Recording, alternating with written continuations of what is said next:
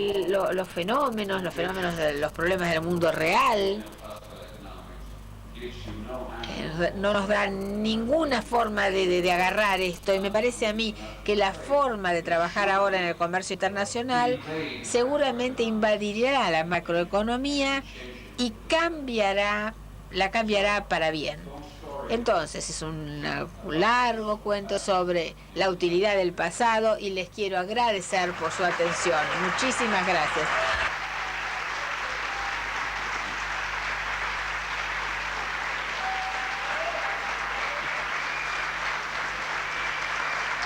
Thank you very much.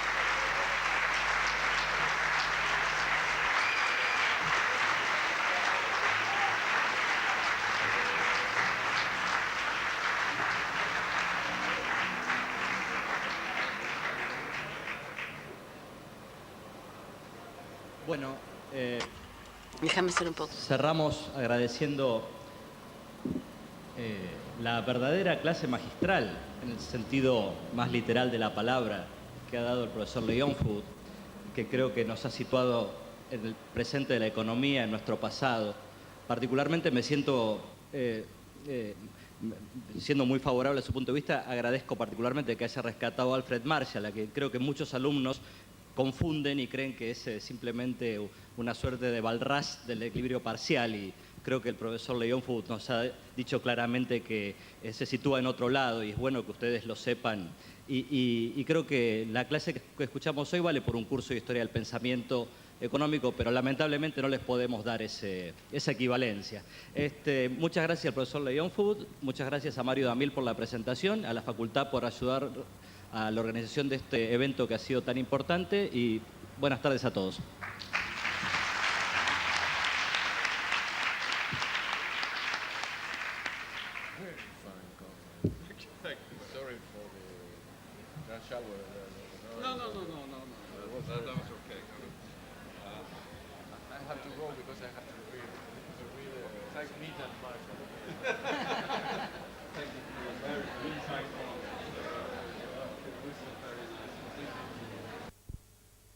En Ciencias Económicas, denominadas ECON 2007.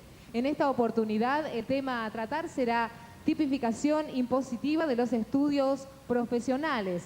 Para abarcar este tema, estarán presentes en esta mesa el profesor doctor Horacio Sicardi, subdirector del Departamento de Tributación y profesor de la Facultad de Ciencias Económicas UBA.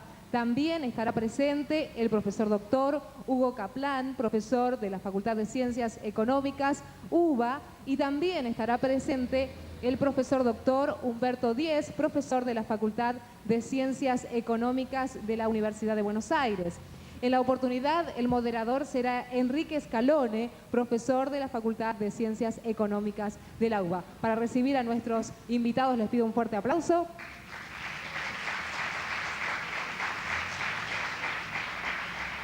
Y a continuación, simplemente yo le voy a ceder el micrófono al señor moderador, Enrique Scalone.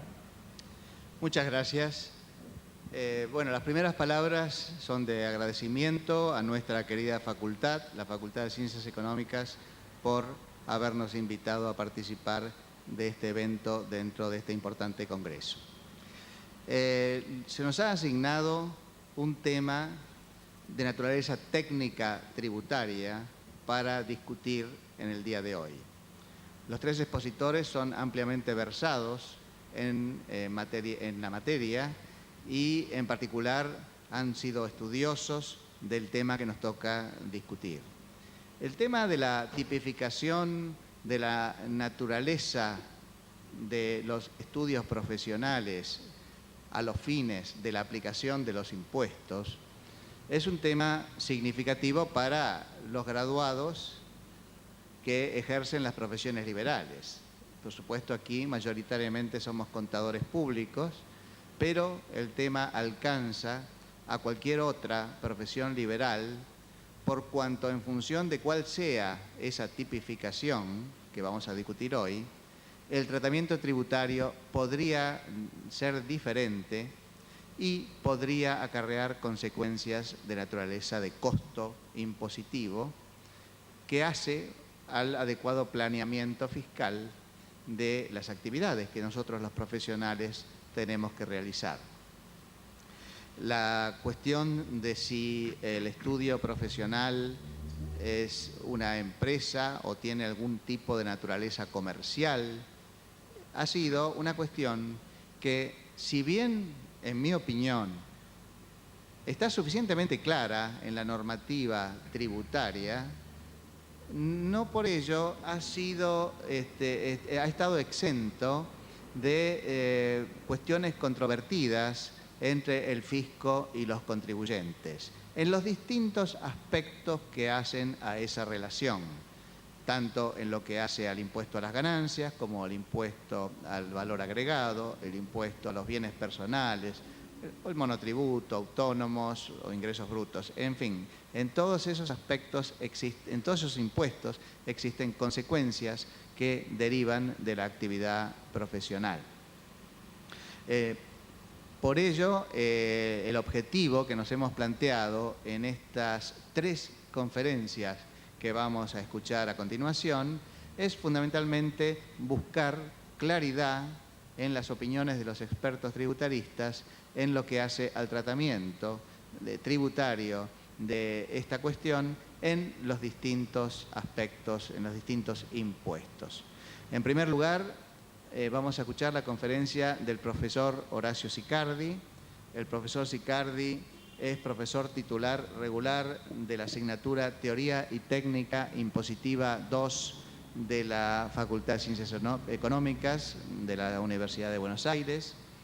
También es profesor de la carrera de posgrado en tributación de esta misma facultad. Es socio del estudio Malacorto, Cucchietti, Sicardi y Asociados. Participa en instituciones científicas de la especialidad en el ámbito nacional, como la Asociación Argentina de Estudios Fiscales, e internacional, como la International Fiscal Association. Participa en el Comité Ejecutivo Tributario del Consejo Profesional de Ciencias Económicas de la Ciudad Autónoma de Buenos Aires y además es reconocido conferencista y autor de trabajos y publicaciones en materia tributaria. Escuchamos entonces al profesor Sicardi. Bueno, muchas gracias. Buenas tardes. Algunos se preguntará, ¿qué problema, si es que no está en el tema, ¿no?, que vamos a tratar, qué problema puede haber en las rentas de 4ª categoría de los profesionales? Y es legítimo que se pregunten, porque es una norma que prácticamente sin modificación rige desde hace 75 años, cuando se creó el impuesto a los réditos. Y la reforma del año 46, o sea, con 51 años de antigüedad, no ha sido alterada.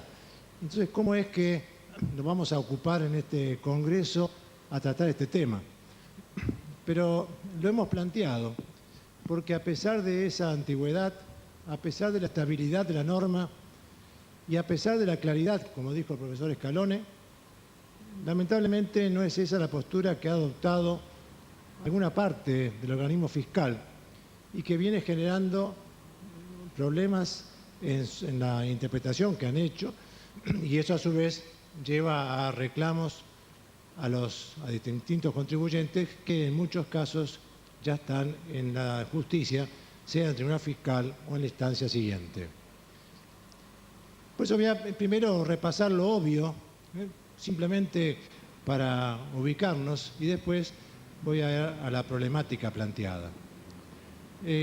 Todos tenemos presente que las rentas de profesión liberal están expresamente contenidas en el artículo 79, inciso F, como renta de 4ª categoría, lo cual implica que el criterio de imputación de la renta va a ser de lo percibido y que por su naturaleza no es sujeto al ajuste por inflación con todo lo que ello implica. Hasta acá no hay nada en discusión. Pero resulta que en el artículo 2 de la misma ley, cuando tipifica el tratamiento de las sociedades en forma general, aclara en particular que están excluidas las sociedades de profesionales, salvo, dice, en la actividad, cuando la actividad la complemente con un caso o tratamiento comercial o de actividad a su vez comercial que se efectúe complementariamente. Esta disposición se va analizando en más particularidad en el artículo 49, cuando definiendo la renta de la tercera categoría, vuelve a decir que son las obtenidas por las sociedades y también vuelve a aclarar que eso comprenderá a los profesionales cuando se complementa la actividad con una actividad comercial. Y para seguir o terminar con las referencias, el artículo 68 del reglamento, donde, tratando la situación, aclara que tanto sea empresas, explotaciones o sociedades que lleven a cabo la actividad profesional, serán de tercera categoría si complementan esa actividad con una actividad comercial. Con lo cual, hasta acá no nos surge dudas en cuanto a que la actividad profesional es de cuarta categoría y que pasa a ser de tercera cuando se complementa, dice el texto, con la actividad comercial y cita como ejemplo sanatorios y etcétera. Ese clásico ejemplo que todos hemos visto cuando tuvimos las primeras herramientas en impuesto a las ganancias y en la que el ejemplo es y el médico que a su vez tiene sanatorio y entonces ¿dónde termina la tercera categoría del sanatorio? ¿Dónde empieza la cuarta? Y entonces el texto legal buscó una simplificación. Y en ese caso, cuando hay una actividad profesional, médico, y una actividad comercial, sanatorio, todo pasa a ser de tercera categoría. Este texto, como le dije al principio, en lo relativo al complemento con la actividad comercial, es del año 1946. Y cuando se introdujo la reforma, como fue típico en ese periodo, el Poder Ejecutivo acompañó el texto del decreto ley, estábamos en periodo de gobierno de facto en ese momento, con las explicaciones, qué quería hacer, qué quería decir. Y en este punto dijo, es el caso en que simultáneamente se llevan a cabo dos actividades. Y la palabra simultáneamente es muy importante porque nos está reflejando algo muy concreto. Debe haber dos actividades, la comercial y la profesional. Esto es para ubicarnos en el tema. ¿Cuál es el conflicto? Que desde hace algunos años la dirección, y no voy a generalizar porque hay antecedentes internos a la dirección con otra postura, viene sosteniendo que cuando se trata de un estudio profesional en la que hay socios o cuando aún sin ser socios tienen personal profesional en relación de dependencia, se está tratando ya no de un estudio profesional, sino de una empresa que lleva a cabo una tarea profesional.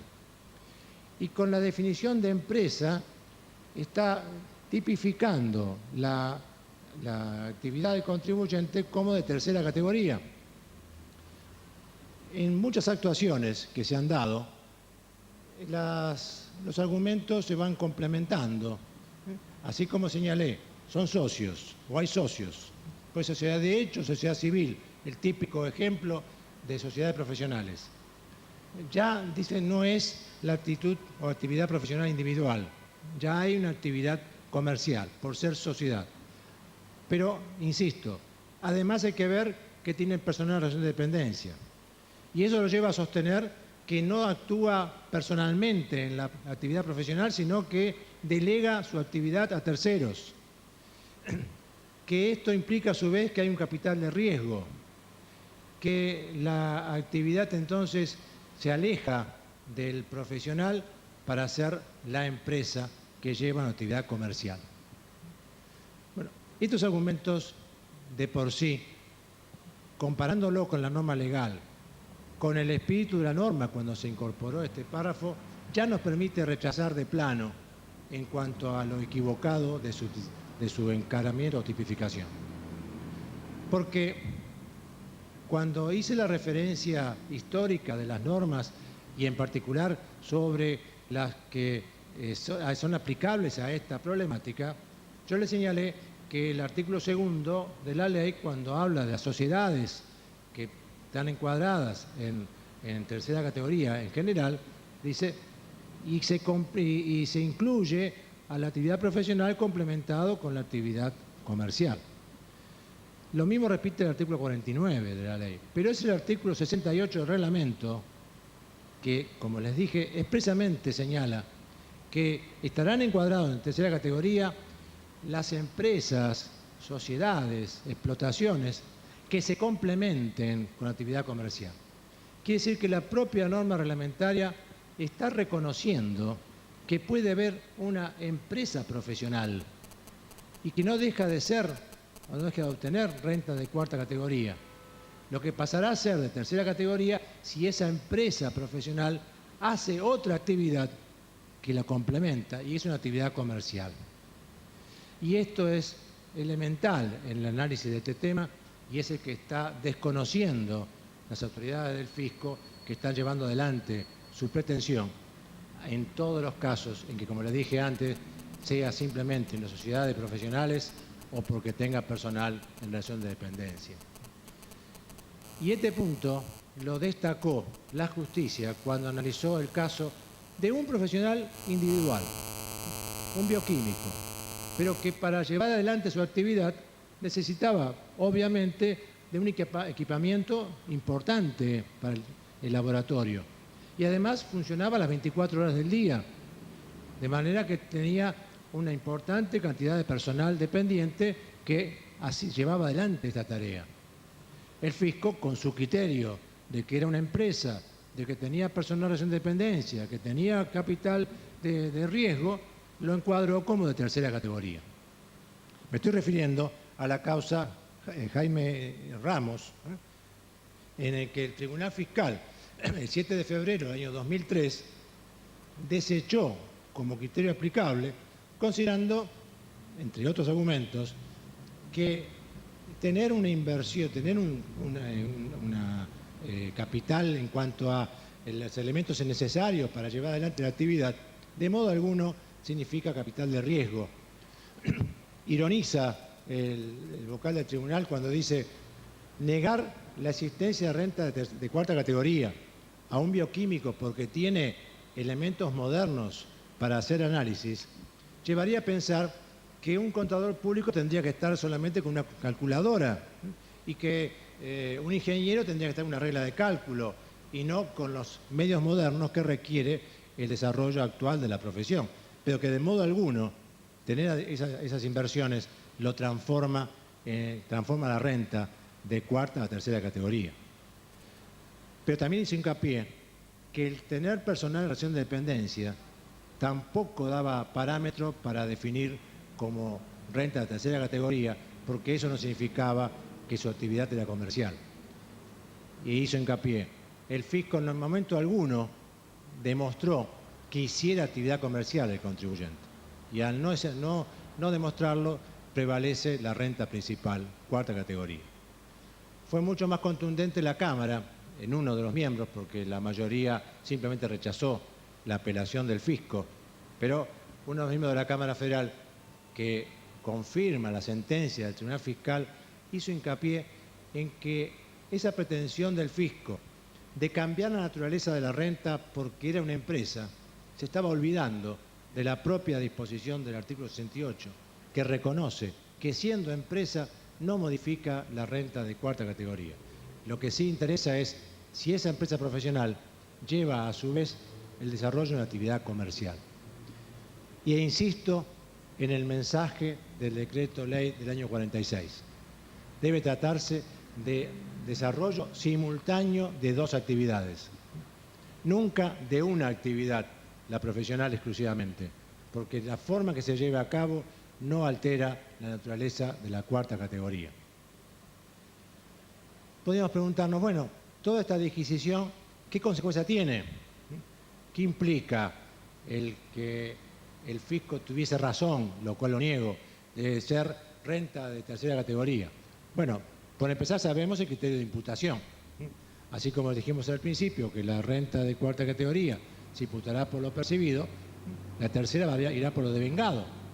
De manera tal que hay un adelantamiento, en principio, de la renta, también serán de los gastos, pero en definitiva implicará un incremento temporal de la renta.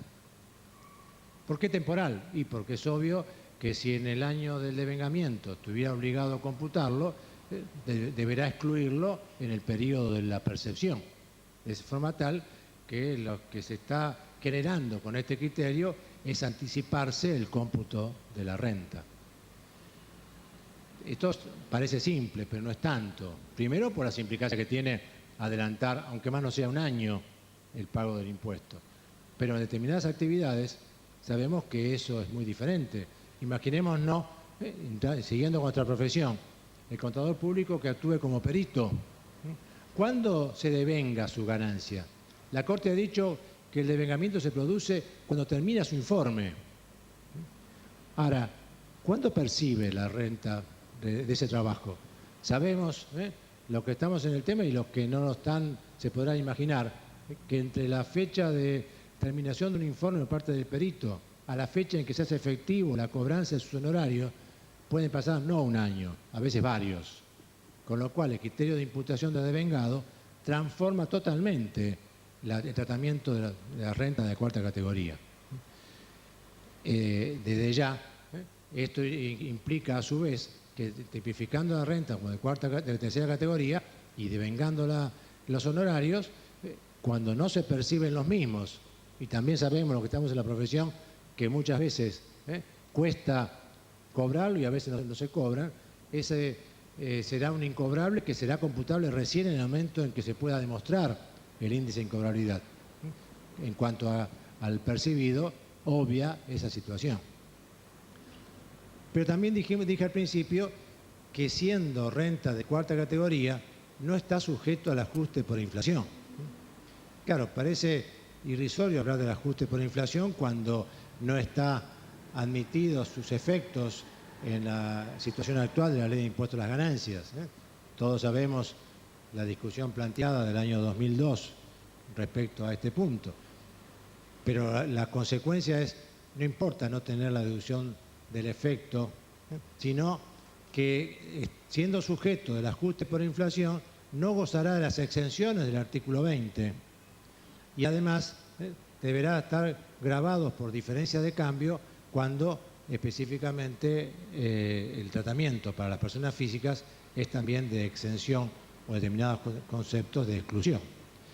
Entonces, la diferencia de encuadrar la renta como de cuarta categoría o de tercera tiene consecuencias muy serias para la profesión.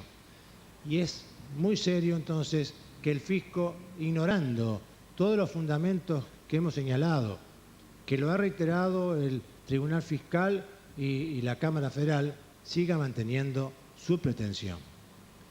Pero lo que hace todavía más irritativo el criterio es que hay un antecedente de la propia Dirección de Asesoría Legal de la AFIP en un dictamen, el 72 del año 96, que reconoció expresamente que para que una renta de un estudio profesional formado por varios socios sea de tercera categoría, el fisco debe demostrar la existencia de una actividad comercial.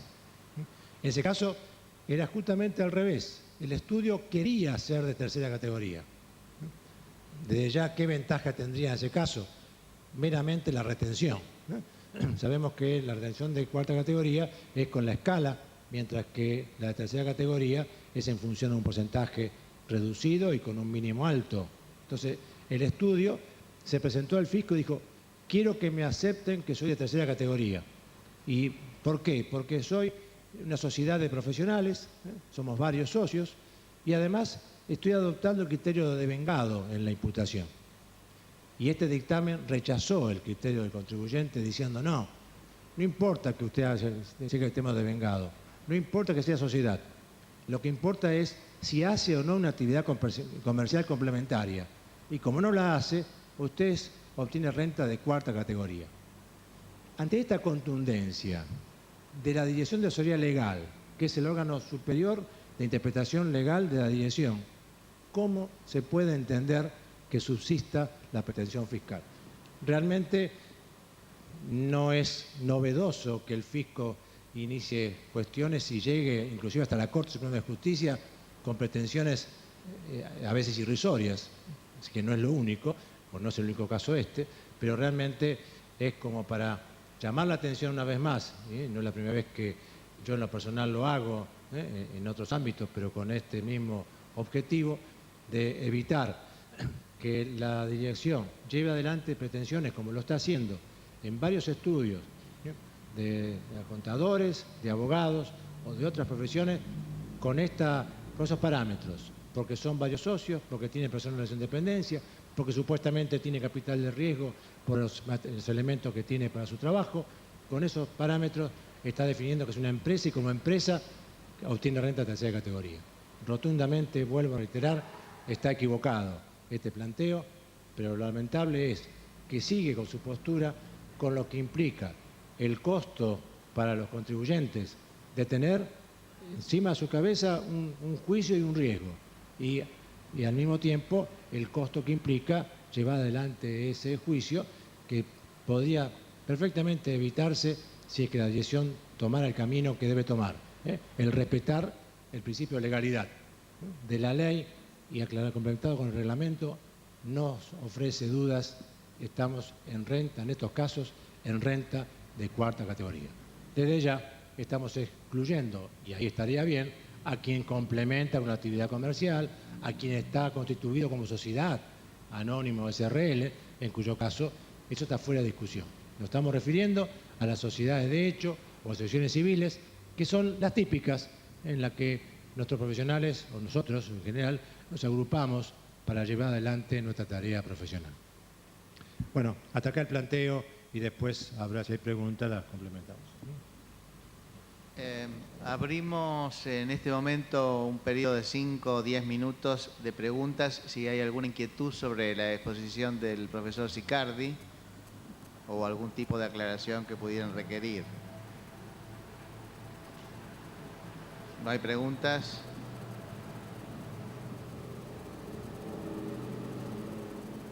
Bueno, de ser así, le daríamos paso al siguiente expositor.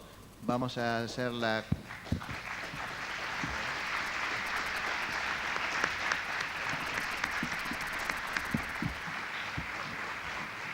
Bueno, le agradecemos a Horacio la participación en este evento y ahora le damos paso al profesor Hugo Kaplan. El profesor Hugo Kaplan comentará otros aspectos de esta misma problemática, en particular referidos al impuesto al valor agregado. El profesor Kaplan es profesor titular de la asignatura Teoría y Técnica Impositiva 2 de la Facultad de Ciencias Económicas de la Universidad de Buenos Aires. Es profesor de la carrera de posgrado en tributación de la Facultad de Ciencias Económicas. Es socio del estudio Kaplan, Bollman y Asociados. Participa en instituciones científicas y ha sido es expresidente de la Asociación Argentina de Estudios Fiscales y participa también en los eventos de la International Fiscal Association. Participa también en el Comité Ejecutivo Tributario del Consejo Profesional de Ciencias Económicas de la Ciudad Autónoma de Buenos Aires. Es conferencista y autor de trabajos y publicaciones en materia tributaria. Le dejamos la palabra entonces al profesor Kaplan. Gracias, doctor Scalone. A mí se me ha asignado el referirme al impuesto al valor agregado y cómo afecta este tributo a las actividades profesionales. Entonces voy a tocar 3 o 4 aspectos específicos de la incidencia de este gravamen sobre, les decía, la actividad profesional. Y comencemos hablando del perfeccionamiento del hecho imponible en el impuesto al valor agregado. Aquí nos vamos a encontrar con una regla general. La que establece la ley es que el perfeccionamiento del hecho imponible o el nacimiento del hecho imponible en los casos de prestaciones de servicios se configura con la finalización del servicio o con la percepción de la contraprestación de la retribución del servicio, lo que fuere anterior. Fíjense ustedes que aquí no se menciona la facturación como una circunstancia que perfecciona el hecho imponible, como sí sería en el caso de las ventas de cosas muebles. Entonces, ¿qué ejemplos en el ámbito profesional podríamos enunciar en cuanto a las situaciones en que es claramente aplicable una de estas dos alternativas? Es decir, la finalización del trabajo o la percepción del precio. Situaciones en las que hay una alocación de obra, por ejemplo, emitir un dictamen sobre estados financieros, una opinión sobre los estados financieros, o dar una opinión, una consulta, respecto a una consulta en materia societaria o concursal, o inclusive preparar una declaración jurada tributaria, ¿no?, impositiva. Entonces, en estos casos, claramente, la prestación tiene un principio y tiene un fin. Firmamos el dictamen y lo entregamos, presentamos la declaración jurada, ahí culmina el servicio. Pero hay otra situación muy común que está encuadrada dentro del concepto de servicios continuos. Los servicios continuos son aquellos en los cuales los profesionales han sido contratados, pero no con la, digamos, con la finalidad de hacer un trabajo determinado, sino con el objetivo de prestar sus servicios a lo largo del tiempo. Por ejemplo, un asesoramiento impositivo o un asesoramiento legal en la medida en que uno está disponible cuando es consultado, uno va y visita a la empresa y la asesora constantemente. Este tipo de servicios, estos servicios continuos, claramente no tienen una finalización. Y entonces, ¿cuál es el tratamiento que la ley le da a los mismos? En la ley no lo vamos a encontrar, sino que vamos a tener que ir al decreto reglamentario, al artículo 21, donde nos dice que cuando no hay un plazo preestablecido de terminación, es decir, cuando hay una relación que se prevé se mantendrá en el tiempo, en esos casos vamos a encontrarnos frente a los llamados servicios continuos y entonces tendremos que establecer, o el decreto establece, presume la existencia de un periodo base que ha de ser, digamos, con un corte mensual, y ese corte mensual, a la finalización del mes, se configurará desde el punto de vista del decreto reglamentario el perfeccionamiento del hecho imponible para estos servicios continuos.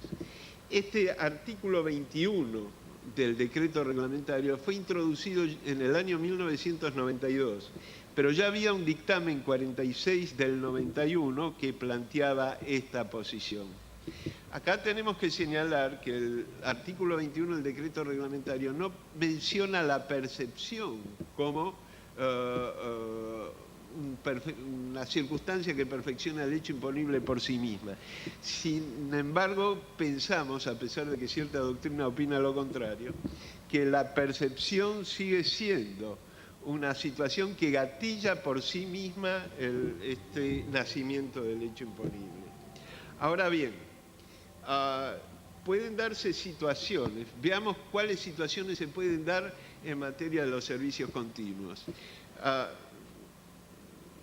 El principal problema que se suscita en materia de servicios profesionales es la demora, el retardo que hay entre el mes al cual correspondería la facturación o el mes sobre el cual se produce el corte que señala el artículo 21 y la efectiva percepción de los ingresos, ¿no? Entonces, hubo un análisis de la forma en que está planteado este artículo 21 que para algún contribuyente le permitía obviar la circunstancia del corte mensual. Concretamente, si alguien hoy en el mes de mayo hace un contrato de prestación de servicios profesionales de estos continuos, ¿no?, pero con una fecha establecida de terminación, expresa de terminación, por ejemplo, que el servicio va a finalizar el 31 de mayo del año 2008. ¿Sería esta una situación que nos permitiría decir que estamos en el ámbito de servicios con fecha expresa de finalización y en consecuencia tenemos que ir por la percepción mientras no lleguemos al 31 de mayo de 2008 y no tengamos que efectuar cortes mensuales como propone el artículo 21. Bueno, en otro ámbito, en el ámbito de actividades comerciales, diría yo, mejor dicho, en otro ámbito de prestación de servicios, esta cuestión se suscitó y el antecedente jurisprudencial es el fallo del Tribunal Fiscal Benito Rollo e Hijos, Sociedad Anónima, y Ormas Ambiental, Sociedad Anónima, UTE, Tribunal Fiscal Saladé del 23/11 de 2005. ¿Qué se había planteado ahí? Ahí había un contrato a 8 años para hacer la limpieza, el mantenimiento del alumbrado, el barrido de la ciudad de Bahía Blanca por parte de esta UTE. El problema es que el locatario de los servicios, el que había contratado los servicios, era un ente estatal, municipal, la Municipalidad de Bahía Blanca. Y ustedes comprenderán que, por definición, son los organismos que pagan con mucho retardo. Prácticamente el Estado, sobre todo en esa época, era un deudor constante y estaba en mora. La empresa entonces planteó que, dado que su contrato tenía fecha expresa de terminación dentro de los 8 años, entonces debía mantenerse la determinación del impuesto al valor agregado, el perfeccionamiento del hecho imponible por los servicios que hiciera, por el régimen de lo percibido hasta tanto se produjera la finalización del contrato. Bueno, esto fue analizado por el Tribunal Fiscal y el Tribunal Fiscal diferenció lo que es la duración total del contrato respecto de la modalidad de prestación. Y determinó, el Tribunal Fiscal estableció que había que, no debían confundirse esos dos conceptos. Por un lado estaba la finalización del contrato y por el otro lado estaba la modalidad. Y la modalidad indicaba que se trataba de un servicio continuo y que no tenía fecha expresa de terminación dentro de los periodos durante los cuales el servicio era prestado y por lo tanto debía ser fraccionado en los periodos mensuales. Sobre esos periodos era que se debía de determinar el impuesto al valor agregado. Otro problema que se puede plantear en materia de servicios continuos y refiriéndonos al planteo que hace el decreto reglamentario en cuanto a que el corte debe ser mensual, es que hay ciertos servicios profesionales donde la posibilidad de determinación de la base imponible no se da en el mes porque están armados de manera tal de que el periodo fuera distinto, el periodo de cálculo. Por ejemplo, y concretamente, un contrato de management, un contrato por el cual ciertos profesionales son contratados por una empresa para hacer el gerenciamiento de la misma. No estamos hablando, puede ser licenciado en administración, contadores que se dedican a eso. Y en ese caso, y es un dictamen al que me estoy refiriendo, el dictamen 39 del 98, se había planteado que la retribución de estos profesionales por la gestión del management iba a ser por el crecimiento del valor de la empresa. El objetivo era la valorización del capital. Ahora bien, ¿cómo se iba a medir esa valorización del capital? No por periodos mensuales, sino por periodos trimestrales. Y entonces el dictaminante, la administración tributaria, admite que a pesar de que el decreto reglamentario en el artículo 21 haga cortes mensuales, en estos casos en que la medición de la valorización de la empresa iba a ser en forma trimestral, bueno, el perfeccionamiento del hecho imponible debía ser considerado ya no en forma mensual, sino en forma trimestral. Otra situación que se produce en materia de perfeccionamiento del hecho imponible es cuando en el artículo 5º, inciso B, que es el que trata de la prestación de los servicios y es el que plantea en términos genéricos, como les decía, que el perfeccionamiento se produce con la finalización del servicio o con la percepción, lo que fuera anterior. Bueno, pero hay ciertos servicios que son aquellos en que la contraprestación es fijada judicialmente o es percibida a través de cajas forenses o consejos o colegios profesionales. Como citaba el profesor Sicardi hace un ratito, transcurre mucho tiempo desde la finalización del servicio hasta en primera instancia hasta que sean regulados los honorarios, y transcurre también muchísimo tiempo, y estamos hablando de años, desde que los honorarios son regulados hasta que los mismos son en definitiva percibidos. Y entonces se plantea el problema que si nos manejáramos por la finalización del servicio, el profesional tendría que estar pagando el impuesto al valor agregado sobre importes que a lo mejor dentro de unos cuantos años recién va a percibir. Desde este punto de vista, la ley entonces, comprendiendo esta situación, es que difiere para estos casos el perfeccionamiento del hecho imponible al momento en que se produzca la percepción o que se haya emitido la factura, básicamente al momento en que se ha producido la percepción.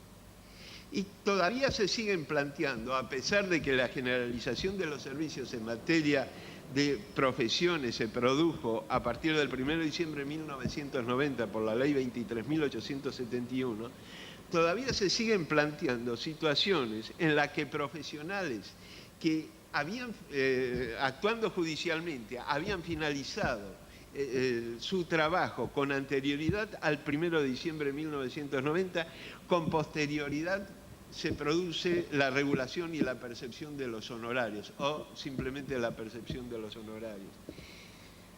¿Y por qué digo esto? Porque entonces el fisco, a través de la contestación a ciertas consultas, sostuvo que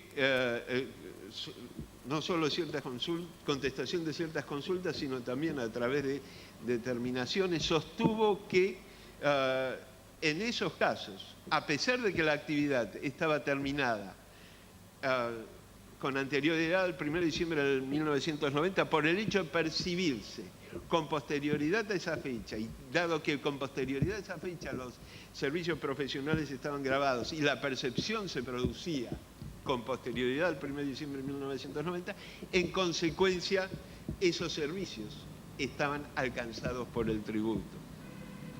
Bueno, cabe aclarar aquí que hay jurisprudencia que plantea claramente lo contrario frente a determinaciones hechas por el fisco. El primer caso que voy a mencionar es el de Muslera Ana Inés, Tribunal Fiscal Sala D, del 10 de diciembre de 1999. Era una abogada, esta señora Muslera, que había obtenido sentencias firmes de regulación de honorarios al 21 de agosto de 1988 y que los había percibido con posterioridad y el fisco pretendía cobrarle el impuesto al valor agregado. El tribunal ahí resuelve que no es aplicable el impuesto en estos casos porque al 1 de diciembre de 1990 la prestación del servicio se había concretado en su totalidad y cuando eso había ocurrido no había hecho imponible. Lo que hace el artículo 5º, inciso B, apartado 4, no es crear un hecho imponible, sino es fijar el nacimiento del hecho imponible, pero solo para los casos en que hubo hecho imponible. Y como en el caso de Muslera, el hecho imponible no se había configurado porque, insisto una vez más, en la época en que ella había prestado los servicios y se habían finalizado los mismos, no estaban grabados. Lo mismo se dio en el caso Sacetru, Sociedad Anónima, sobre quiebra de la Cámara Nacional de Apelaciones en lo comercial Sala B, del 16 de abril del 2001, y en el caso Loya con Osvaldo, Cámara Nacional de Apelaciones en lo contencioso administrativo, Sala 3, del 20 de marzo de 1998. Y el doctor Sicardi había hablado de y ahora cambio de tema, de los trabajos profesionales en común, los estudios profesionales, cómo están tratados en el impuesto a las ganancias. Y ahora lo que vamos a analizar es cómo están tratados en el impuesto al valor agregado. Quien presta un servicio profesional es sujeto del impuesto al valor agregado. Está en el artículo 4, inciso E y F. Quienes presten servicios grabados, quienes hagan locaciones grabadas. Pero el artículo 4, segundo párrafo, trae un tratamiento, incluye como sujetos grabados a los agrupamientos no societarios, diciendo que quedan incluidos en este artículo quienes, revistiendo la calidad de uniones transitorias de empresa, agrupación de colaboración, agrupamientos no empresarios o cualquier otro ente individual o colectivo, presten estos servicios, en este caso profesionales. Claro está que en este segundo párrafo del artículo 4 hay una segunda parte, y de ese tratamiento que se da como sujeto independiente en el IVA a las uniones transitorias de empresa o a los agrupamientos no societarios, se excluye a los trabajos profesionales realizados ocasionalmente en común y a las situaciones similares que existan en materia de prestaciones de servicios.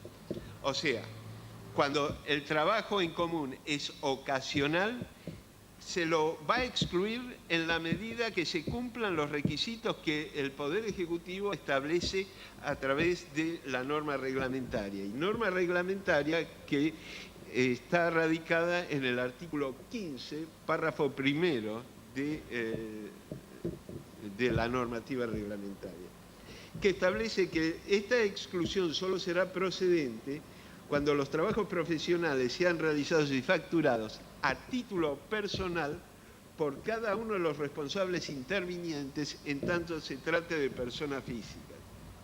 Concretamente, dos profesionales se unen para hacer un asesoramiento y ambos dos facturan en forma independiente y separada. Ellos han trabajado en conjunto, pero le facturan en forma independiente y separada al locatario de los servicios, a quien se los encargó, al cliente. Entonces ahí no se aplica el régimen del agrupamiento societario. Veamos otra situación y preguntémonos cómo resolverla. Un profesional hace el fronting y los demás permanecen ocultos en la relación con el comitente del servicio, con quien encarga el servicio. En ese caso, en mi opinión, si bien están a lo mejor trabajando en conjunto, lo están haciendo en forma oculta respecto del cliente. Respecto del cliente hay un solo profesional que factura. Pues bien, este será el profesional respecto de quien se configure el hecho imponible grabado por el impuesto al valor agregado en cuanto hace la relación con el cliente. Pero cuando se da vuelta y va a participar a los demás profesionales, en mi opinión, no va a estar distribuyendo resultados en este caso, sino que estos deberán facturarle a este profesional sus servicios, y de estar alcanzados por el impuesto al valor agregado, deberán incorporárselo o eventualmente, si son monotributistas, no lo harán. Ahora bien, ¿qué pasa con los cuando hay un conjunto de profesionales que se inscriben en el IVA y no hay una relación asociativa de permanencia?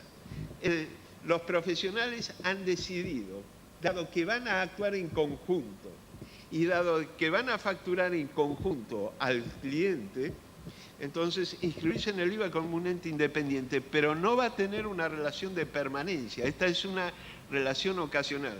Bueno, en ese caso, el perfeccionamiento del hecho imponible se va a dar respecto del agrupamiento societario en relación con el cliente, pero establece el artículo 15.1 del decreto reglamentario, es decir, el artículo puesto después del 15, que en estos casos los partícipes tendrán a su vez que facturarle al agrupamiento, a este agrupamiento, este agrupamiento no societario, ocasional, las participaciones que ellos tengan en el impuesto al valor agregado. Fíjense ustedes que hasta ahora vine hablando de situaciones ocasionales. Vamos ahora a los estudios de profesionales, donde hay socios, donde hay asociados y donde la relación societaria, formal o informal, sociedad civil o sociedad de hecho, porque funciona como tal, establece un principio de permanencia. En estos casos, el estudio se inscribe en el impuesto al valor agregado y aquí la pregunta es su actuación, ¿cómo habrá de darse? Primero tenemos el reconocimiento de un ente plural y el reconocimiento de ese ente plural, del cual forman parte socios, nos lleva a la conclusión que el ente plural, esa sociedad de profesionales, facturará el impuesto al valor agregado hacia sus clientes. Pero cuando va a distribuir, va a participar a sus socios, estos no le estarán prestando un servicio al ente plural, a la sociedad, sino que lo que recibirán es una distribución de resultados, una participación en las utilidades. Y esto no está alcanzado en el impuesto al valor agregado. Ahora bien, ¿qué ocurre cuando este estudio profesional actúa judicialmente y le regulan honorarios? En realidad, quienes actúan ante la justicia son los miembros, cada uno de los miembros del estudio profesional, contadores, abogados, y entonces llega el momento en que hay que regularles los honorarios. Y hay que regularles los honorarios, incluyendo o no el impuesto al valor agregado. Si estamos hablando, por un instante, de un profesional independiente que está inscrito en el impuesto al valor agregado, ya la jurisprudencia, la Corte Suprema de Justicia, en Compañía General de Combustibles, Sociedad Anónima, Corte Suprema de Justicia del 16 de junio de 1993, había establecido que para los profesionales inscriptos el impuesto al valor agregado integra las costas del juicio y entonces deben ser agregados, adicionados a los honorarios regulados judicialmente. Ahora bien, a partir de este análisis, volvamos entonces a la situación de nuestro estudio de profesionales que ha actuado a través de uno, dos o varios de sus miembros que lo han hecho en principio individualmente en la actuación judicial en la que han participado, pero lo han hecho en representación del estudio, de la sociedad de profesionales de la que ellos son partícipes. Esta situación se venía planteando con dudosos resultados hasta que el decreto 692 del 98 introdujo el artículo 15.1 del decreto reglamentario y dijo que revestirá la calidad de sujeto el ente colectivo que agrupa a los profesionales que realizan los trabajos cuando estos no sean realizados en forma ocasional y a título personal, aún en aquellos casos en los que la contraprestación deba fijarse judicialmente y una o más personas físicas integrantes del agrupamiento asuman la representación del mismo, circunstancia de la que deberá dejarse expresa constancia en el respectivo expediente. Clarísimo, el estudio profesional es el verdadero sujeto del impuesto al valor agregado y entonces los miembros del estudio actuantes en forma individual en el caso judicial deben informar al juzgado de esta situación y el juzgado entonces, si el estudio profesional está inscrito en el impuesto al valor agregado, regulará los honorarios adicionando el impuesto al valor agregado. Esta norma es del decreto reglamentario modificado en el año 98. En el año 99 la AFIP dictó la resolución 689 el 24 de septiembre del 99, vinculada con honorarios regulados judicialmente, en la que estableció la forma en que debía informarse al juzgado es la situación que estamos comentando, y entonces que cuando hubiera un estudio profesional inscrito en el impuesto al valor agregado, aunque sus miembros, los actuantes en el juicio, no lo estuvieran, en esos casos debía regularse honorarios adicionando al impuesto al valor agregado. Y en esa línea, la Cámara Nacional de Apelaciones en lo Civil y Comercial Federal, Sala 2, el 5 de abril de 2000, en el caso Nestlé Sociedad Anónima contra Laboratorios Bagó, aplicó esta norma y estableció que los honorarios, a los efectos de si debía adicionarse o no el IVA, debían ser considerados la situación fiscal del estudio profesional. Y por lo tanto, como el estudio estaba inscripto, debía aplicarse el IVA. Sorprendentemente, el 16 de abril de 2002, la Corte Suprema de Justicia, en el caso Central Neuquén Sociedad Anónima contra Buenos Aires Provincia, sobre acción declarativa, estableció que la adición del IVA en el monto de los honorarios regulados judicialmente depende exclusivamente, dice exclusivamente, de la condición que el profesional reviste frente a este impuesto. La del profesional individual, no la de no la del estudio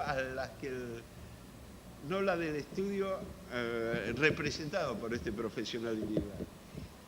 Sostiene la Corte que el carácter intuito persone que tiene la tarea profesional en juicio excluye la posibilidad de que las sociedades que integren esos abogados puedan invocar su condición de responsables inscriptos para exigir la adición del IVA al monto regulado a sus miembros por tal concepto. La posición de la Corte, entonces, deja de lado el decreto reglamentario y niega la posibilidad de que sea el estudio profesional quien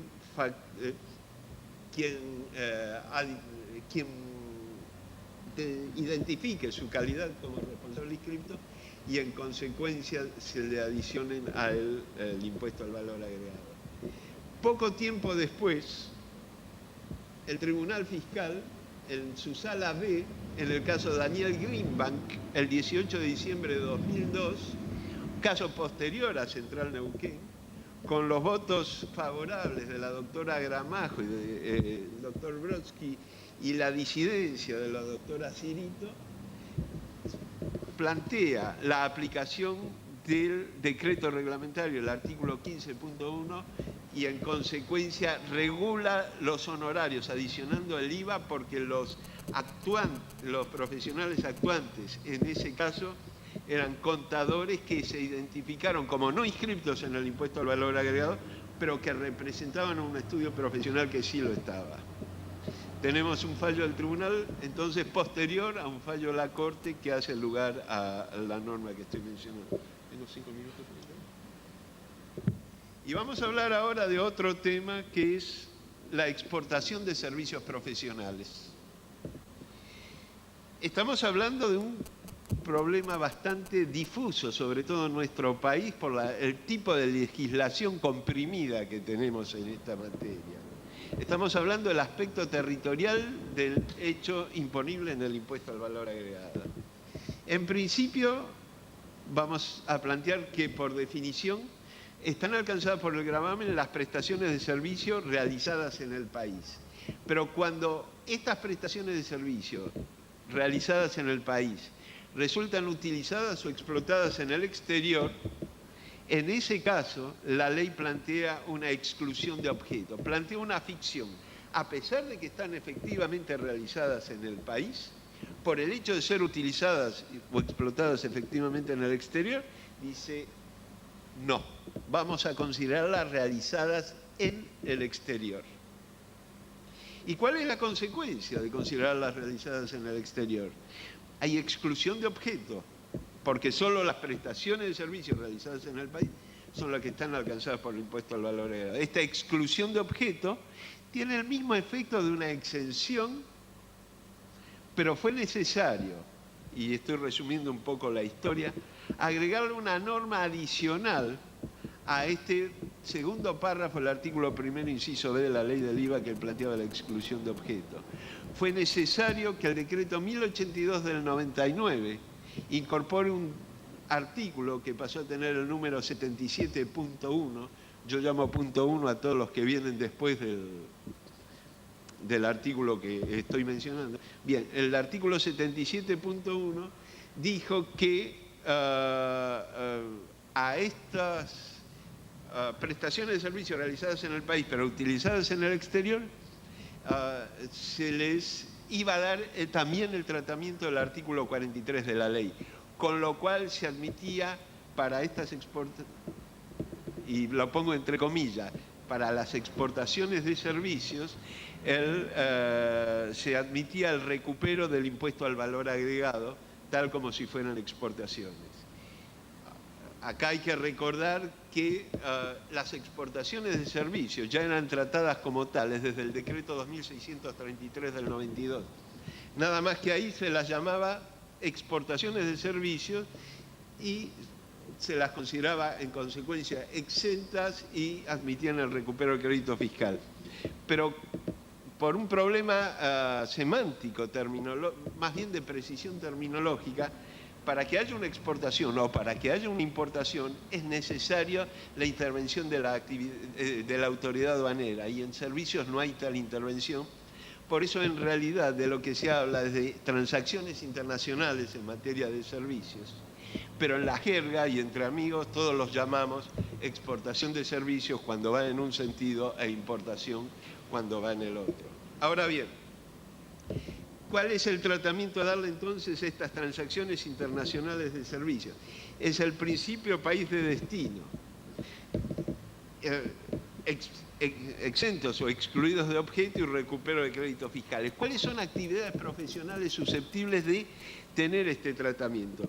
Por ejemplo, un profesional local que sea contratado para diseñar un sistema administrativo a ser utilizado por un cliente uruguayo. Claramente, el servicio va a ser prestado acá, pero su utilización va a ser en Montevideo y en consecuencia no va a estar alcanzado por el impuesto al valor agregado. Pero hay situaciones que no son tan claras.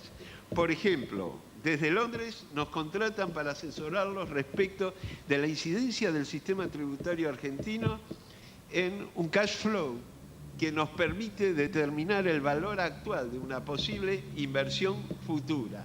Y entonces, ese análisis que nosotros vamos a hacer del sistema tributario argentino y que lo vamos a enviar por email, por internet a Londres, va a ser utilizado por el directorio de la empresa que está analizando una posible inversión en la Argentina para incorporarlo, insisto, en el análisis del valor actual del flujo de fondos y en consecuencia tomar una decisión que normalmente puede ser de tres tipos, estas situaciones.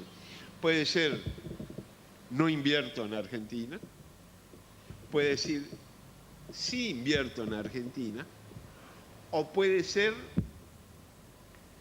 y hay elecciones en Argentina, wait and see, ¿no? Esperemos y no decidamos todavía. Fíjense ustedes, en el primer caso, no invierto en Argentina, claramente se ha tomado una decisión en el exterior que no se ha visto reflejada en una inversión en Argentina. Eso es una utilización de nuestro servicio en el exterior.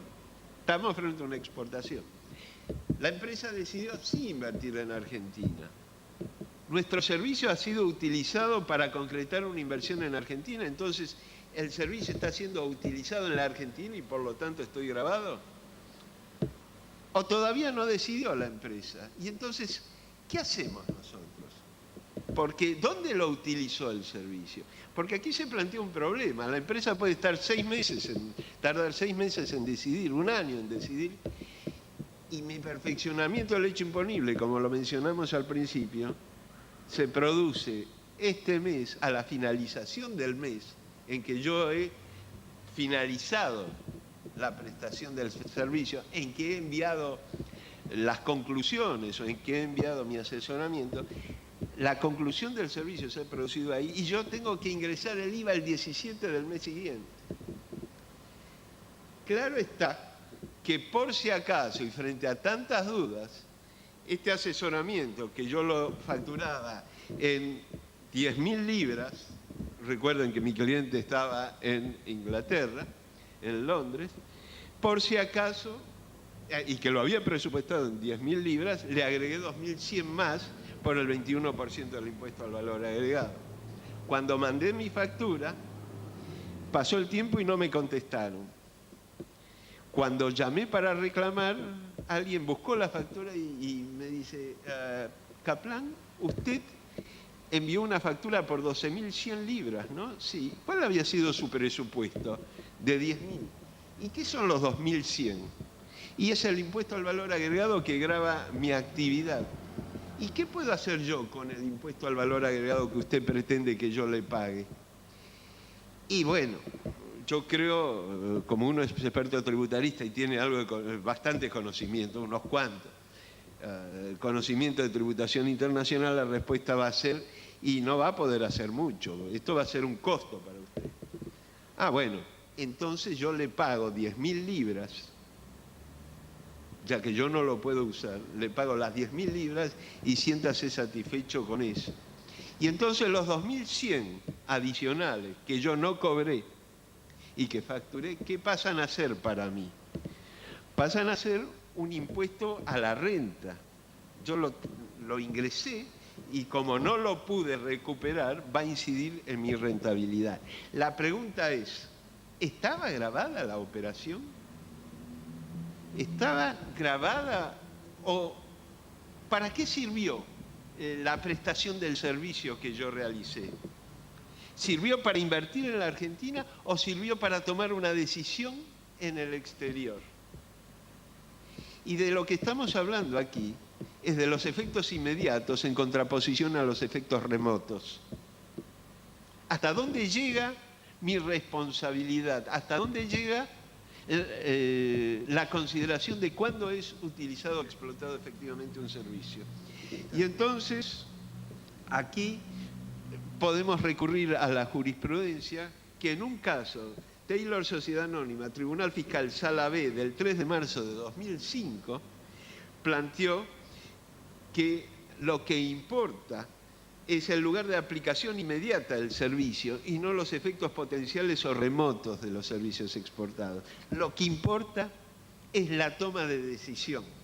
Y la toma de decisión, lo que importa es el lugar donde fue realizada. Ahí es donde se utilizó mi servicio, en la toma de decisión. Y la toma de decisión fue no invertir, exportación de servicios. Invertir en la Argentina sigue siendo exportación de servicios, porque la inversión posterior es un efecto remoto. O no hacer nada, bueno, no hacer nada por ahora y esperar, en ese caso, a mí no me van a afectar desde el punto de vista de la configuración del hecho imponible. Lo que sí quiero señalar acá, y con esto voy a terminar, y lo dije, que la legislación argentina trata este tema de exportación de servicios de forma muy comprimida. En realidad, trata el tema del lugar de prestación de los servicios de forma muy resumida. Es simplemente esta mención al lugar donde es utilizado o explotado efectivamente el servicio, lo que nos ubica en una exportación o en una importación de servicios.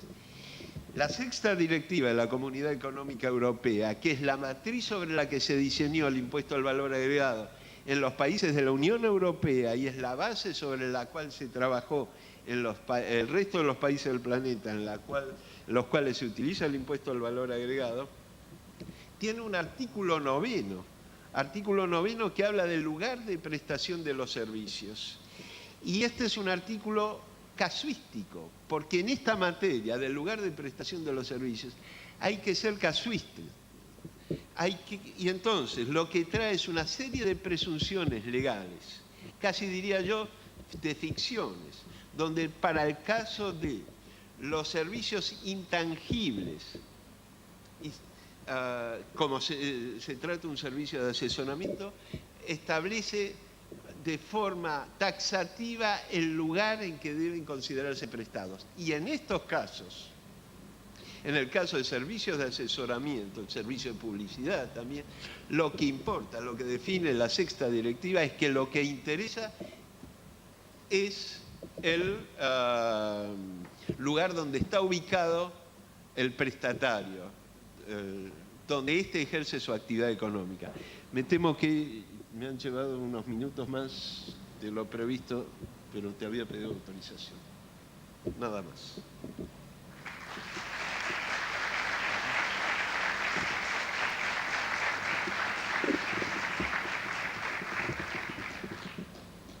Muy bien, si hay alguna pregunta para el doctor Kaplan. Bueno, de no ser así, le agradecemos a Hugo y invitamos a pasar al estrado al profesor Humberto Díez. El profesor Díez es profesor asociado a cargo de la tercera cátedra de la asignatura de Teoría y Técnica Impositiva 1 de la Facultad de Ciencias Económicas de la Universidad de Buenos Aires.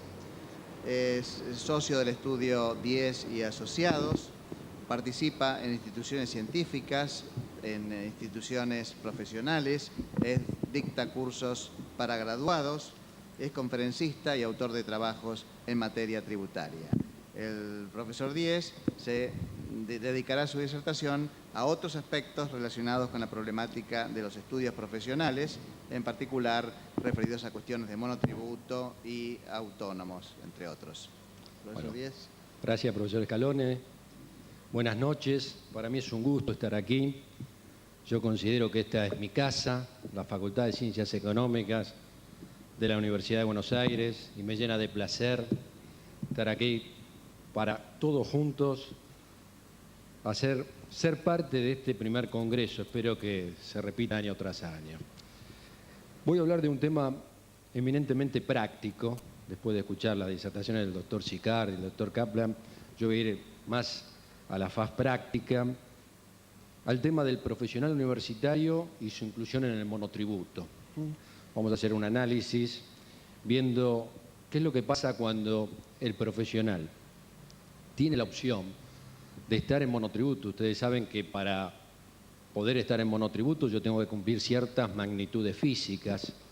En la actualidad las magnitudes físicas son los ingresos, tienen que estar por debajo de los 72.000 pesos, tengo que tener energía eléctrica consumida inferior a 10.000 kilowatts, y también hay otra pauta a tener en cuenta, que es los metros cuadrados de superficie no pueden superar los 85 metros. Ahora bien, un profesional universitario que tiene la opción monotributo o régimen general, esta distinción, ¿qué efecto tienen los distintos impuestos? Voy a empezar por el hecho de si yo estoy dentro del régimen general. Si estoy dentro del régimen general, hoy tengan presente que no existe más el responsable no inscripto, la figura del responsable no inscripto. Toda mi actividad, toda mi prestación de servicio va a estar alcanzada por IVA. La única exención posible va a ser en el ejercicio profesional el tema de la prestación del síndico. Esto está en el artículo 7, inciso J.18. Pero en definitiva, IVA, prestación de servicio alcanzada. Ganancia, ya lo adelantó el doctor Sicardi, es renta de cuarta categoría. Ganancia mínima presunta, no soy sujeto, no estoy dentro del artículo 2 como sujeto de ganancia mínima presunta. Respecto a bienes personales, voy a tener que incluir los bienes afectados a mi profesión como bienes grabados, y la evaluación va a estar en el artículo 22, inciso J. Los voy a tener que evaluar, todos los bienes, mi computadora, los muebles y útiles, evaluarlos conforme al costo actualizado, si bien ahora no se actualiza más, esa es la referencia normativa, y restarle las amortizaciones. Y donde realmente hay todo un esquema nuevo es en la situación previsional. Recuerden que si yo estoy en el régimen general, estoy bajo la normativa de la ley 24.241. Y un profesional universitario dentro del régimen general debe distinguir, en primer lugar, si tiene su ámbito de aplicación exclusivamente en Capital Federal. De darse esa situación, el profesional universitario tiene, y esto está en el artículo 2, inciso B, punto segundo de la ley 24.241 es aportante obligado al régimen de autónomos. Recuerdan ustedes que hasta febrero del 2007 estar en el régimen de autónomos a nivel profesional era estar en la tabla 2 en función de la antigüedad en la matriculación. Yo tenía 3 categorías posibles, la categoría A, B y C. A partir del decreto 1866, que se publicó en el Boletín Oficial el 15 de diciembre del año pasado y fue reglamentada por la AFIP a través de la resolución 2217, una resolución del 23 de febrero de este año, la situación a partir del 1 de marzo cambió. Ahora ya no hay una categorización en función a la antigüedad en la matrícula, sino que la categorización va a estar dada por la variable ingresos. Yo tengo para un profesional que está actuando exclusivamente en Capital Federal y que está dentro del régimen general, la pauta de categorización va a ser los ingresos del año anterior. Hasta 20.000 pesos yo voy a estar en la categoría 1.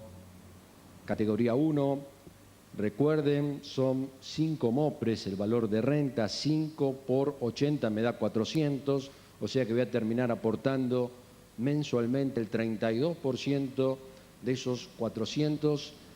La carga del régimen previsional va a ser 128 pesos por mes.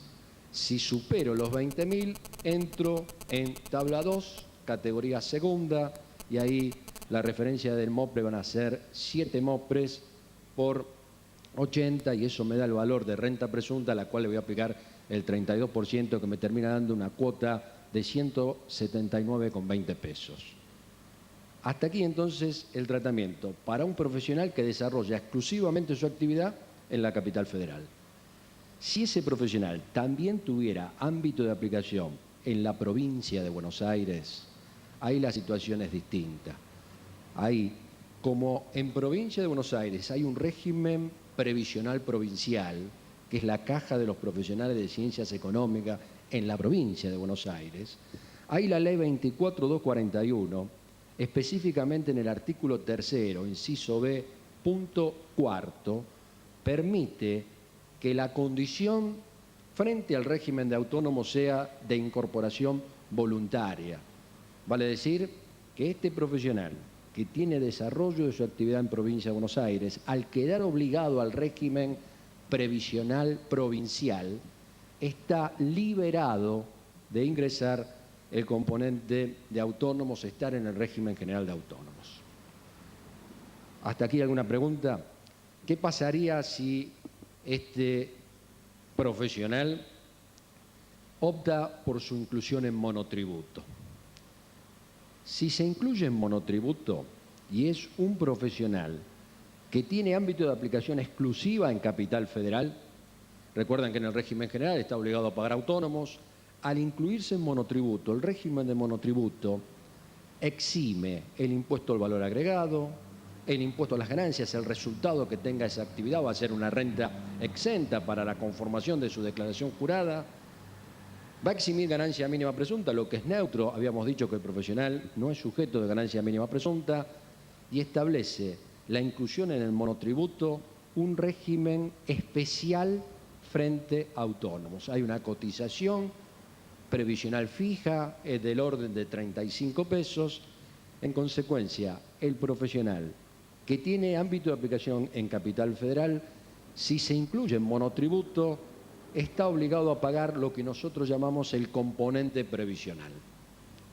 Ahora, si se trata de el ejemplo que vimos, que el profesional también tiene actuación en provincia de Buenos Aires y tiene la caja previsional provincial en provincia de Buenos Aires, y en consecuencia eso lo libera de ser aportante de autónomos, si este contribuyente optara por el régimen de monotributo, el régimen prevé esta situación, en consecuencia solo va a tener que ingresar el componente impositivo. Queda liberado de ingresar el componente previsional. ¿Por qué? Porque el régimen de autónomos no es obligatorio, no tiene todo el imperio de la ley 24.241. Hasta aquí entonces la situación de un profesional universitario que tiene como única actividad su desarrollo profesional. Me gustaría complicarlo un poquito y poner qué es lo que pasa cuando el profesional universitario también es director de sociedad anónima, algo muy común. ¿Cuál sería la situación? En primer lugar, el tratamiento en monotributo. Un profesional universitario que tiene a su vez el cargo de director de sociedad anónima, frente al régimen de monotributo, las pautas a considerar son los ingresos exclusivos de su profesión. No conspira contra el régimen de monotributo su actuación como director de sociedad anónima. El hecho que él es director de sociedad anónima frente a la posibilidad de incluirse en el monotributo por su actividad profesional es totalmente neutro. ¿Qué quiero decir con esto? A los fines de la categorización, este profesional solo va a tomar los ingresos de su profesión. Está en monotributo. ¿Qué pasa si él no ejerce la opción de ser contribuyente en monotributo y está en el régimen general? Es contador público, ejerce su profesión y al mismo tiempo director de sociedad anónima. Y entonces aquí otra vez el análisis frente al nuevo régimen de autónomo, al decreto 1866, esto es clave, habría que analizar si el profesional desarrolla su actividad en forma exclusiva en Capital Federal. De ser así, la situación es la siguiente. Frente al régimen general de autónomos, este profesional va a tener que hacer este análisis porque está obligado a autónomo por su actividad profesional y también está obligado a autónomo por ser director de sociedad anónima. Hay lo que nosotros conocemos como multiplicidad de actividad. Si yo voy a la ley 24.241, el artículo 2, inciso B, que me establece los obligados al régimen de autónomos, el punto 1 de ese artículo 2, inciso B, me habla de los administradores de sociedad. El punto 2, de aquellos que ejercen profesiones liberales. Hay una multiplicidad de actividad. ¿Cómo resuelve esta situación el nuevo decreto 1866? La pauta está en el anexo 2, apartado 2. Ustedes saben que en el nuevo régimen de autónomos yo tengo una tabla 1 para los administradores de sociedades, directores, socios gerentes. En la tabla 1 tengo la categoría 3, 4 y 5, determinada por el monto de ingresos también. Ahí la categoría 3 es hasta 15.000, la categoría 4 de 15.000 a 30. Cuando supero los 30.000, encuadro en la categoría quinta. A los efectos del nuevo régimen, la multiplicidad de actividad está definida por, voy a utilizar la tabla respecto de los mayores ingresos de esa actividad. A ver, si yo tuve en el año 2006 y yo quiero hacer la categorización ahora para el año 2007, tengo tiempo hasta el 15 de agosto para hacer esta categorización. Hay muchos que ya la han hecho. Si no la hubiese hecho, a los fines del empadronamiento y la categorización, tengo tiempo hasta el 15 de agosto del 2007. Tengo que tomar mis ingresos de la actividad profesional y compararlo con los ingresos de mi actividad de director. En materia de actividad profesional voy a tomar los ingresos percibidos, porque se toma la imputación de acuerdo a la pauta de ganancias. Respecto de los ingresos relativos a el tratamiento del director, voy a tomar también la pauta de asignación del artículo 18 de impuesto a las ganancias. Recuerden que en materia de imputación, honorarios del director, nos apartamos del percibido y imputamos al periodo de la asignación individual. Si en el año 2006 tuve 30.000 pesos de ingresos profesionales y tuve 14.000 pesos de asignación individual de honorarios de director, el mayor ingreso es el ingreso profesional y eso me está dando la pauta que voy a tener que utilizar la tabla 2. Cuando llego a la tabla 2 a los efectos de buscar si es la categoría 1 o la categoría 2, tengo que tomar la totalidad de los ingresos, tanto de la profesión como los del director de sociedad anónima. En consecuencia, en este esquema yo estaría utilizando, me estaría encuadrando en la tabla 2, categoría 2. Si el ingreso por el honorario del director es más alto que los ingresos profesionales, automáticamente estaría categorizándome en tabla 1 y dentro de tabla 1 las alternativas son categoría 3 a categoría 5. Este nuevo régimen de autónomos, distinto al régimen anterior, trae la novedad que todos los junios de cada año, a excepción de junio del año 2007, los contribuyentes van a tener que revisar su categoría. La primera recategorización va a ser allá por junio del 2008. En junio del 2008, este profesional, que a su vez es director de sociedad anónima, va a tener que replantear su categoría y ver cuáles son los ingresos más altos para, en consecuencia, determinar si entra en tabla 1 o en tabla 2. ¿Hasta aquí alguna pregunta?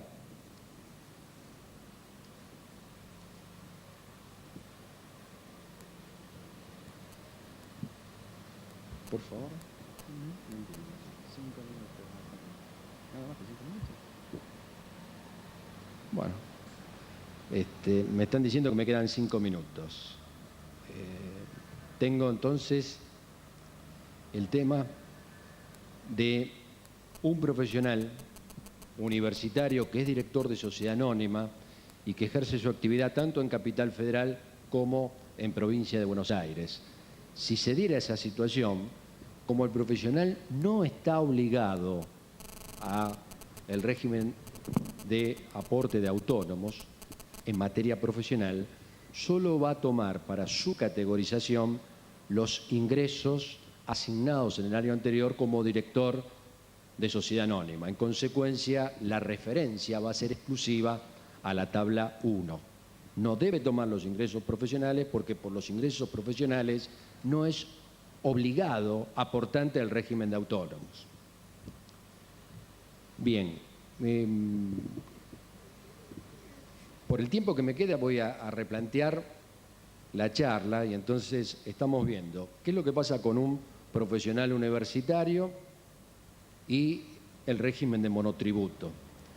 Me gustaría contar que se da una modalidad hoy en la práctica que es, existe una asociación civil, 2 profesionales que están actuando juntos, esos 2 profesionales que están actuando juntos están inscriptos en IVA, actúa como una sociedad civil, frente al IVA, ya lo dijo el doctor Hugo Kaplan, son sujetos del impuesto, podemos decir que esa sociedad es también sujeta de ganancia mínima presunta, artículo 2, inciso B de la ley.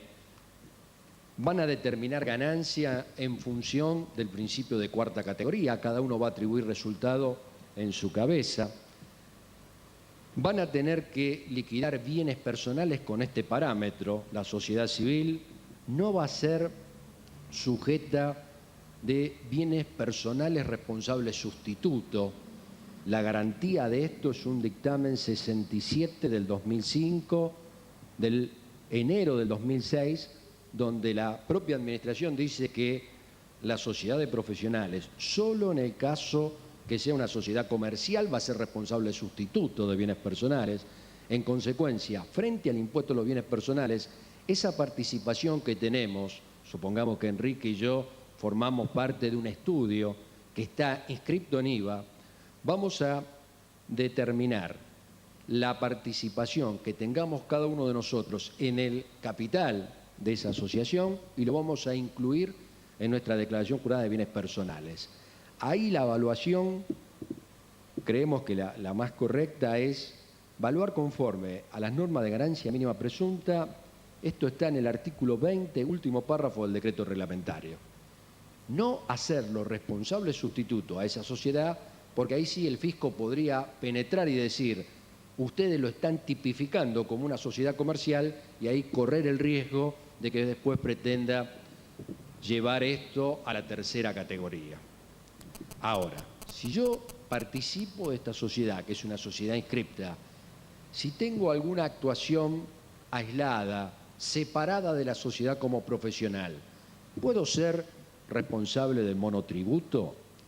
La respuesta es sí, en tanto y en cuanto yo, desde el punto de vista profesional separado de esta asociación civil, facture en forma independiente, no supere los 72.000, cumpla todas las otras pautas del régimen de monotributo, va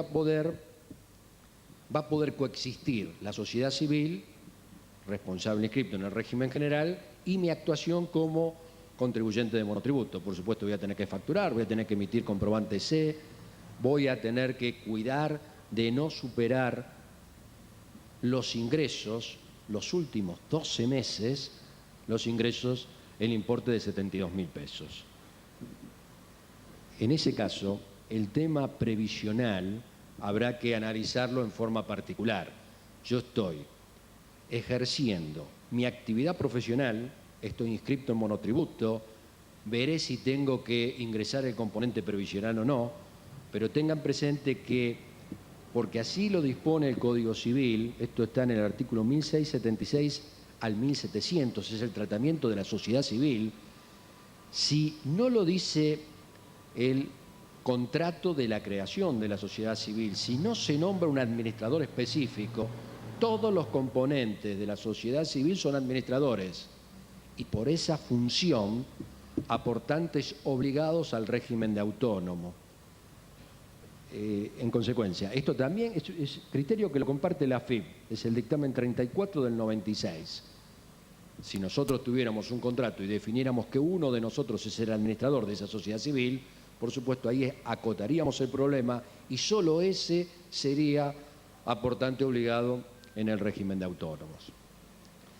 Una cuestión más, y ya termino, que me parece interesante y ha sido motivo de debate en este último tiempo con un monto no actualizado para los contribuyentes en monotributo. ¿Qué sucede cuando yo supero los 72.000 pesos? ¿Qué es lo que dice la ley? ¿Qué es lo que dice la administración? ¿Cuándo se da la pauta de exclusión? Esto está en la ley 25.865 en el anexo. El artículo 21 establece todos los hechos que están determinando la exclusión del régimen de monotributo.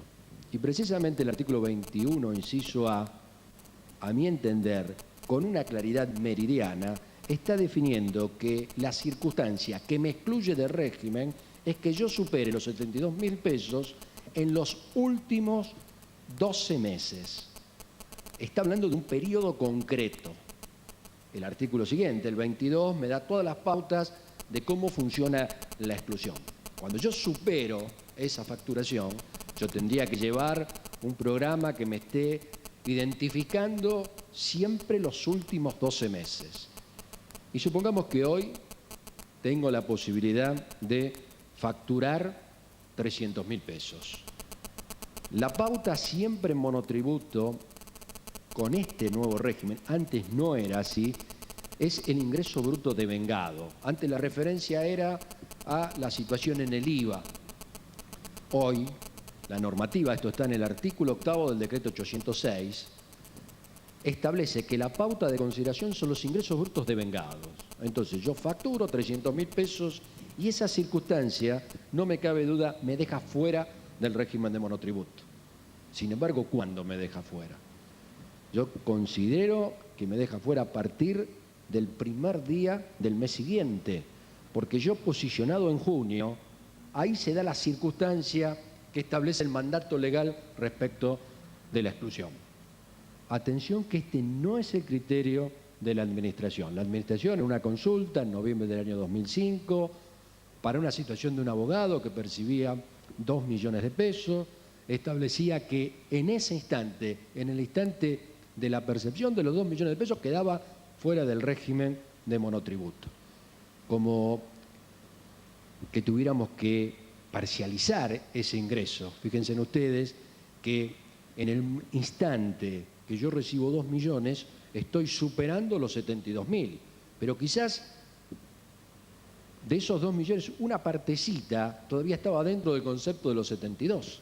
Y entonces, ¿qué es lo que pretende alcanzar el fisco? El fisco pretende alcanzar todo y dice, ya a partir de ese instante el contribuyente está en el régimen general, esto devenga IVA y, por supuesto, hay ingreso imputado para el impuesto a las ganancias.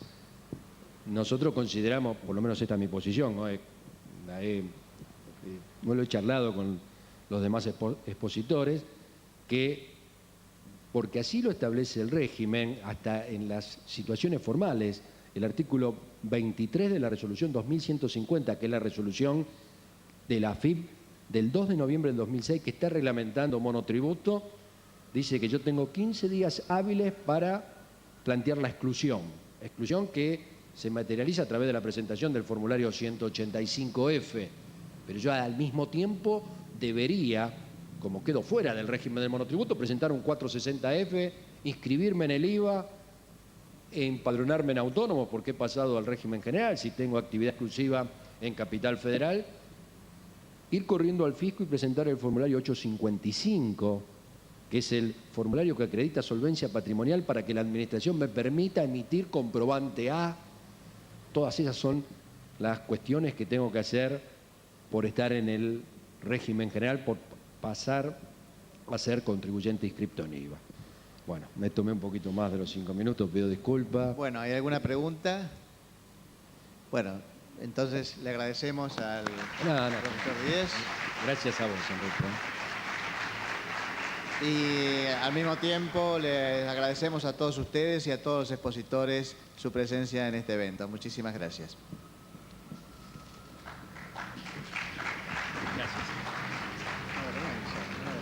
Antes de empezar vos, vino papelito diciendo que teníamos 5 minutos. ¿No eran 2 horas? Una vergüenza. Yo te di 15 minutos para hablar y después te pasé el papelito. Una barbaridad. Yo no entiendo. Esta facultad realmente ya no va a dar más. La falta de organización. Vos estuviste brillante, estuviste muy bien. Estuviste muy bien. Pero no vienen con esta... ¿Quién dio esa orden?